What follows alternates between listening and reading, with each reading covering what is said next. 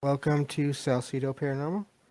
It is Wednesday, June 8th, 2022, and tonight I will be reviewing more stories from H.P. Lovecraft, the complete fiction. And of course, there will be spoilers. As always, you can find all of the episodes of the podcast, along with links to social media, ways to donate, and ways to contact me on the podcast page, which is salcidoparanormal.podbean.com. That's SALSIDO paranormal.podbean.com. Always happy to hear from you all, whether you have comments or questions or topic suggestions for shows, or if you have stories of paranormal experiences, whether they're your own or from others that you trust. Happy to either read those or have you join me to talk about those on the show. And we can work out whatever schedule we need to for that, whatever time we need to for that. So that takes care of that. I do want to make one other announcement. Starting in July, basically the first full week of July, I will be taking that first full week of every month off from recording the podcast, just so I can get some work done on other projects and take in do some research for the podcast and other things, and also get back to writing, which is what I did for many years before I started this podcast. I don't really like the idea of taking any time off at all. I would rather just keep going through, but I'm finding it harder and harder to take care of all the things along with the podcast. Just for anyone that isn't familiar with maybe how these things work, there are hours of research and then an hour or so before recording the stream of just getting everything ready on my PC as far as both hardware and software in terms of internet browser tabs. So there's all those things to do, and then there's the stream itself, and then there's of course getting the recordings and uploading them everywhere and making all the posts and doing what promotion I can. So as much as I love doing this podcast, which I do love it, it takes a lot of time to do.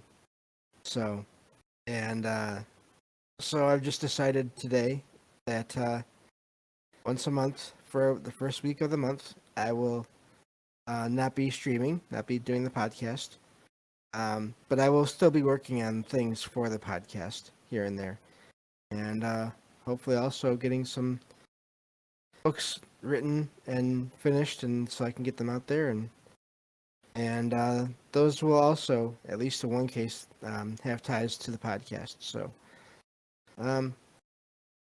thank you all for understanding and all of your support. So I really appreciate it.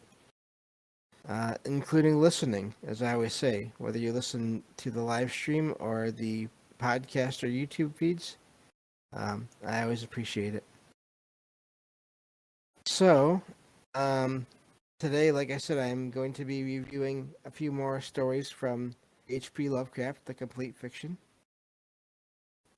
First, I'll cover a novel that is in the book, and then there are two short stories that we'll cover if there's time after that. So, and if not, then we'll save those for the next one of these reviews. But, yeah, so that's the plan for today. And I guess I can get to it. So this this novel I'm going to review is called The Case of Charles Dexter Ward. It's from, again, the complete fiction of H.P. Lovecraft. Audio version is the one I have, which is also really good. I definitely recommend it. I found it online, even though I know you can find videos of the audiobooks of his stories for free on YouTube. I found the entire collection online at an online bookstore, basically. But almost 2 days worth of material. Found that for $5. So if you look around, you might be able to find similar deals on that in that way and get it all in one big file. So, and of course, if not, that's okay. You can just out, um, check out YouTube. I imagine. So there's that as well. But so yeah, this novel here, um, is takes place in Rhode Island. It's set in 1928, and it goes over this one character, the title character, Charles Dexter Ward, and goes over events that led to him becoming obsessed with him, uh, uh, ancient or not ancient, distant ancestor, Joseph Corwin, who was an alleged wizard. Of course, who was thought to be not such a good person. The two basically the Corwin and Ward resemble each other, and Ward tries to copy and learn Corwin's basically what the things that Corwin did in terms of alchemy and other things as well.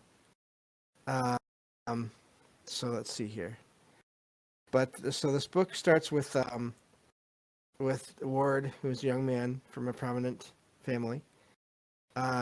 Starts with his disappearance from mental asylum. He'd been put there after a prolonged period, it says, of insanity, based on this description I'm reading here. Kind of using as a basis for this. But basically, there were these changes that he went through, physiological changes, basically, to where he resembled Kerwin more and more. And so the main doctor that looks into all this is the family doctor, the Ward's family doctor, who was that last name is Willett, Willett. So this doctor tries to figure out what has happened and what's been going on with Ward. And it turns out Willett figures out that Ward had spent the last several years prior to being put into this hospital trying to find the grave of his ancestor, Joseph Kerwin. So there's the story goes into more detail about Kerwin, and there are legends surrounding Kerwin, but there's also a little bit of truth behind some of them. Who was an 18th century Kerwin was an 18th century shipping company owner, and of course alleged alchemist, who basically turns out he was a necromancer and also a mass murderer, leading to the rest of the people in the town where he lived at the time basically making a raid on Kerwin's property to basically force Kerwin to stop doing what he's doing, and but a lot of the people that participated in this raid, they refused after that to say what or to discuss anything that they saw and heard. So let me see here. I'm just checking on something. Okay. So yeah. Let me see here. Just looking at things. So this story goes on from there. And let's see, I'm just looking. I'm seeing a notification. Oh, okay, it's another. Never mind. But yeah, so that's where the story starts. And I'll keep on going here in a second. I see everyone here in the the stream listening. Thank you all for being here. And but yeah, this was actually a full length, basically a full length novel, so a little bit of time to go over. Um, so let's see, I gotta find.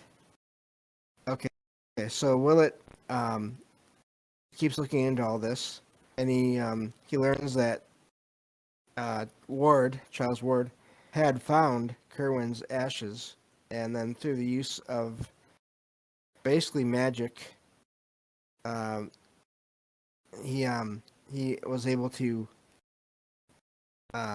bring Kerwin back to the world of the living in a way, by using just the minerals from the I guess you could maybe even say the DNA from the ashes to resurrect Kerwin. And apparently, after this happened, Kerwin, who of course looked nearly identical or close enough to Charles, murdered and then replaced Charles to basically continue where he left off in his own time. And so basically, this is quite the shock, because in this world there's all these things that happen, but a lot of times they happen in one time or in one place or another. So the view of a lot of people in this area is still very basic materialist.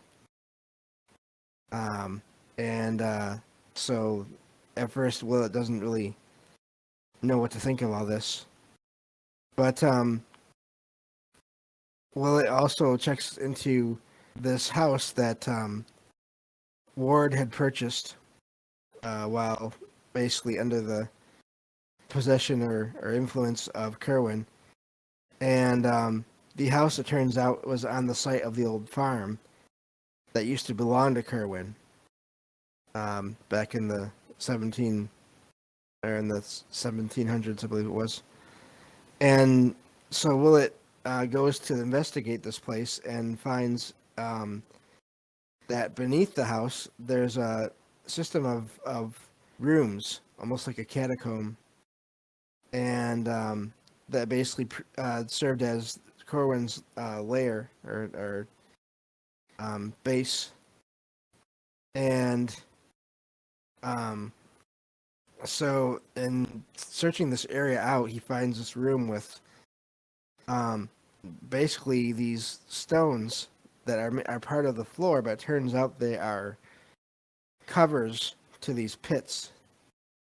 And inside these pits are creatures that are not quite human, not quite animal.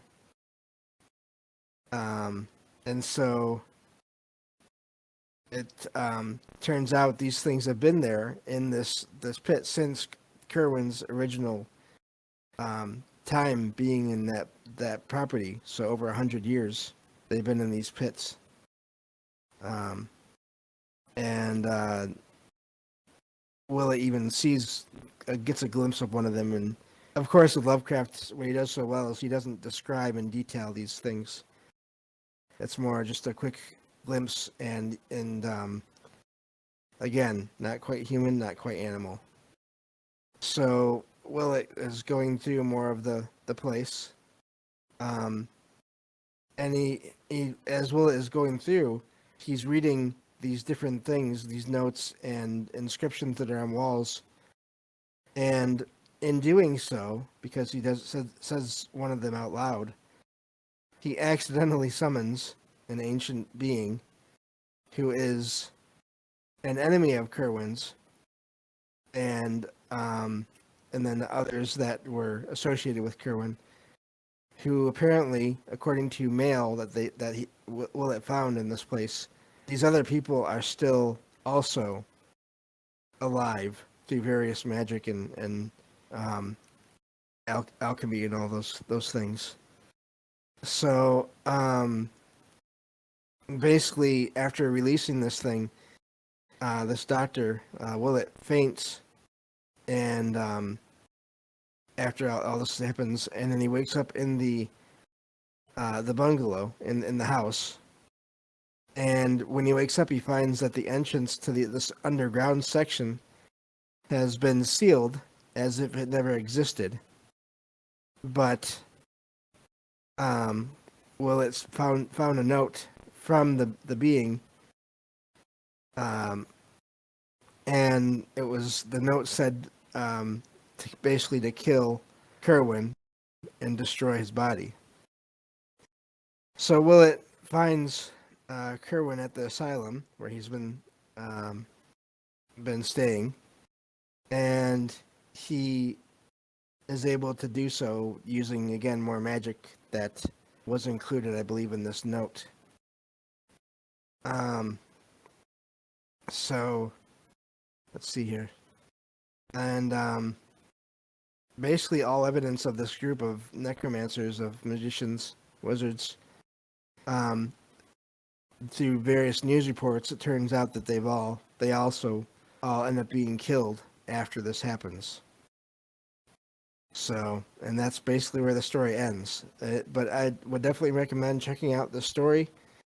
Again, as I always say, I just summarized it, but it's a lot better in its regular form. It was quite the wild ride from beginning to end. So definitely recommend it. And just the elements of it, the magic, the mixing of magic and almost scientific practices. So that's just really good story, really well written, of course.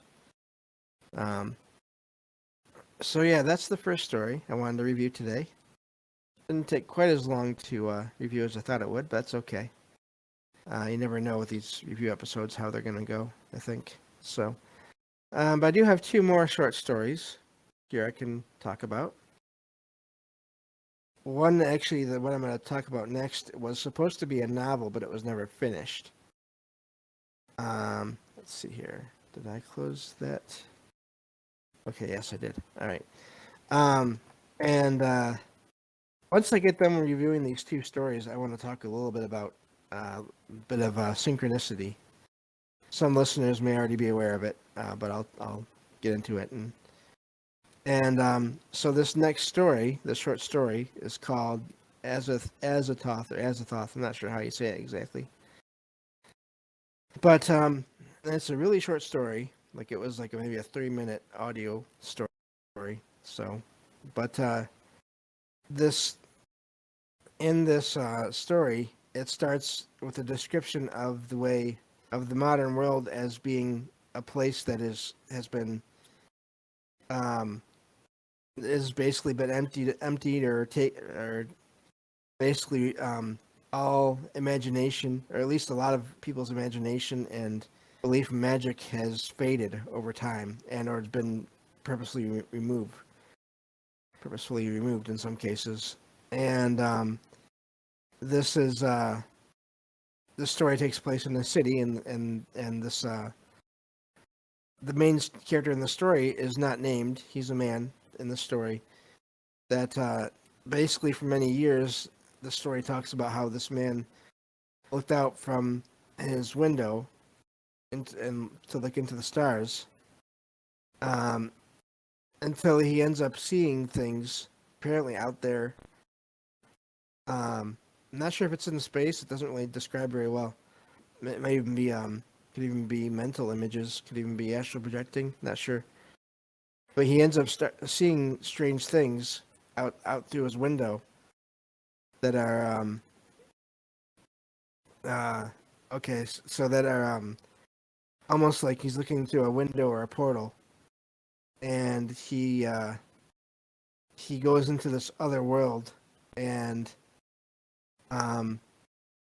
it's nothing like, it's full of magic and imagination. It's basically like I guess you could say, like almost like the non-physical world that a lot of people talk about. I think we talk about in these shows a lot. And eventually, in this story, he ends up having an out-of-body experience and leaves his body and travels out into this world. And again, I think, or this universe. I think I read somewhere that this was supposed to be a novel, but it was never finished. So, but it's a really amazing idea. I mean, if you think about it, people that have out of body experiences, some people have more. I guess you could say mundane experiences where they seem to just travel around the known world, this world that we are in. But then other people have strange, even more strange, unusual experiences where they go places that don't seem to be necessarily uh, the version of Earth that we know, or maybe not even Earth. So, for as short of a story as it was again really well done. So that was I finished. It took me several days on and off of listening to that novel to finish it, and then Sunday I did that.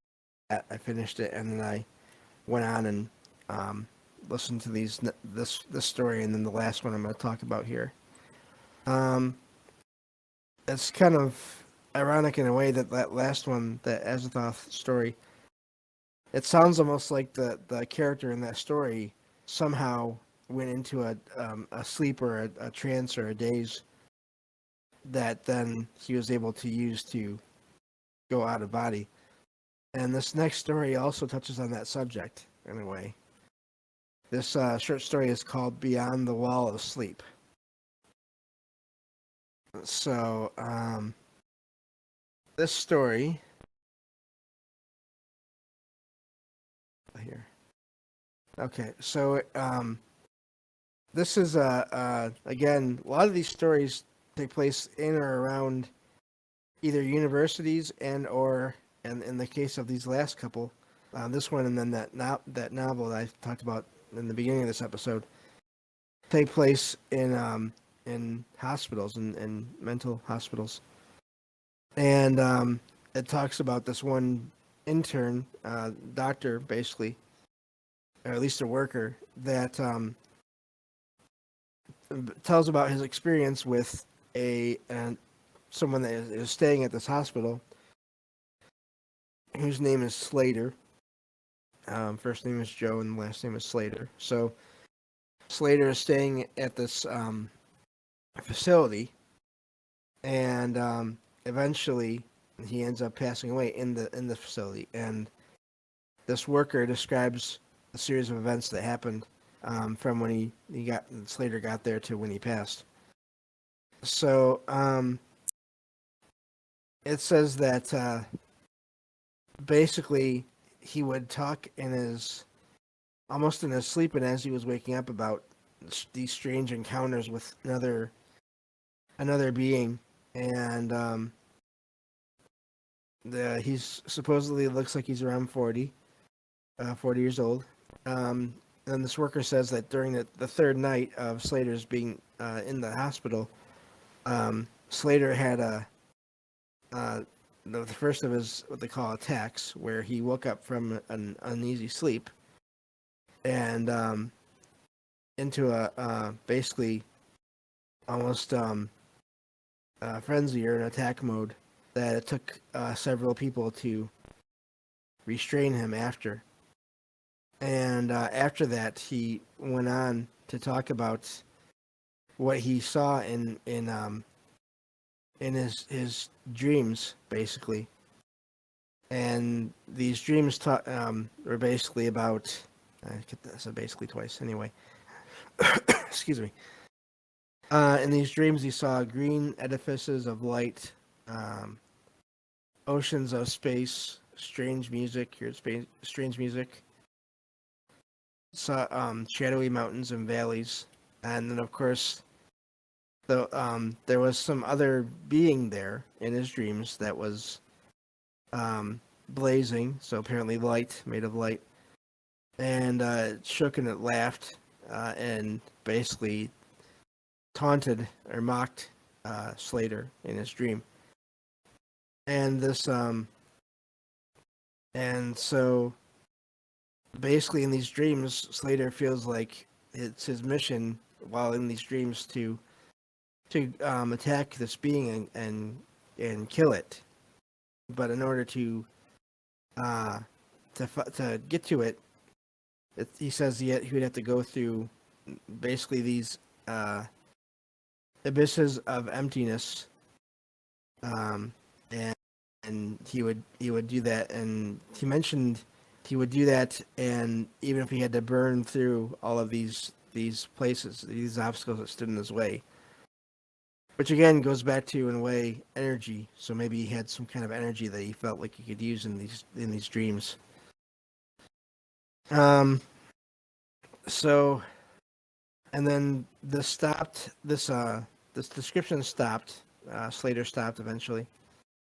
But then this happened the multiple nights in a row, and this until the worker was wondering what was going on, and the doctors didn't know what to make of it, and of course they just assumed that this was more of a physical, a regular mental illness.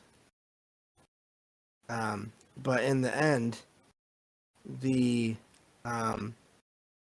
this worker, this intern, this is an amazing part in a way, because this is way before any kind of computers or anything like this. But in this story, this worker built a device for two-way telepathic communication. And he had tried this device with another student, but it hadn't worked. But basically, in this story, anyway. In the story, there was this idea that thought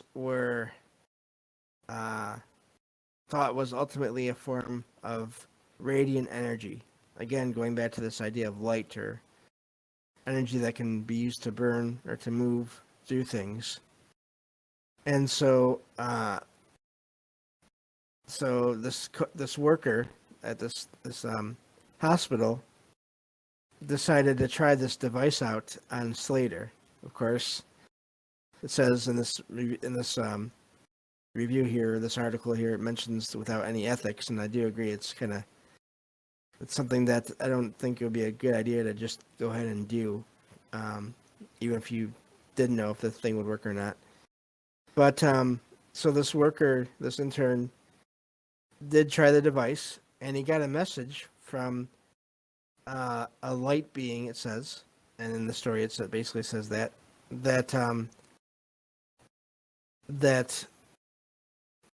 this was transmitted through Slater's mind. So this being sent a message through Slater to this intern, and this being explained that